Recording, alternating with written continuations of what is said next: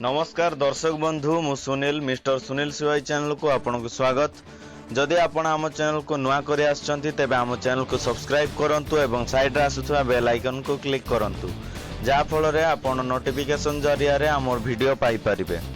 Friends मु आज आपण मानको कालियार न्यू अपडेट आपण मानको जणाया पई चाहूची। जदि आपण माने कालिया योजना को नै वंचित अछंती आपण कालिया योजना माध्यम रे सरकारक द्वारा कोनोसी अर्थ पाउनांती आपण चाषी होई जदि आपण अर्थ पाउनांती तेबे आपण ए वीडियोटी को शेष पर्यंत देखंतु।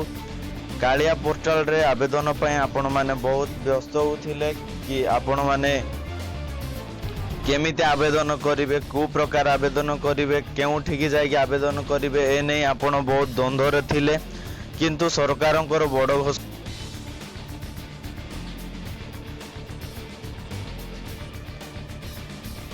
आरंभ सेप्टेम्बर 17 तारिख रो आरंभ होई अक्टोबर 16 तारिख पर्यंत यार समय धार्य करा जायछि।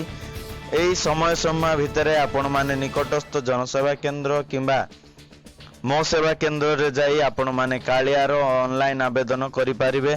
जदि आपणकर कोनोसी डॉक्यूमेंट्स रो भूल जोगु आपण माने पैसा पाई पारुनांती तेबे आपण माने ऑनलाइन ग्रीवेंस रे मध्य करेक्शन करि पारिबे, संशोधन करि पारिबे। तेणु जो जो कृषक माने आपण माने कृषक होई किंबा चाषी होई जदि आपण माने कालिया टंकार वंचित होउछंती तेबे आपणकर डॉक्यूमेंट सबू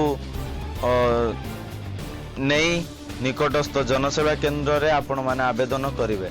आवेदन करिला परे जदि सरकार आपण को उचित हिताधिकारी बोली भावंती तेबे निश्चय आपणक अकाउंट को टंका कालिया माध्यम रे सहयोग मिलिबो।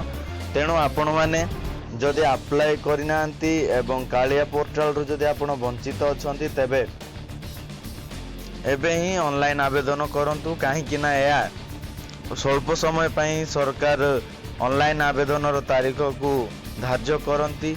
एई ऑनलाइन डेट बंद हो गले पुणी आपणकर असुविधा हबो। तेणु मु भाबिली कि मोर दर्शक मानकु मु कालियार न्यू अपडेट देबी सेति पई वीडियोटी करछि। जदि आपण माने केमिति आवेदन करिवे निजे केमिति आवेदन करिए जानिया पई चाहुछंती तेबे हमकु कमेंट सेक्शन रे जणांतु। मु आपनकु किपरि आपण निजे घरे बसी कालिया योजना रा ऑनलाइन आवेदन करिवे ता मु आपण मानकु जणाइबी। धन्यवाद।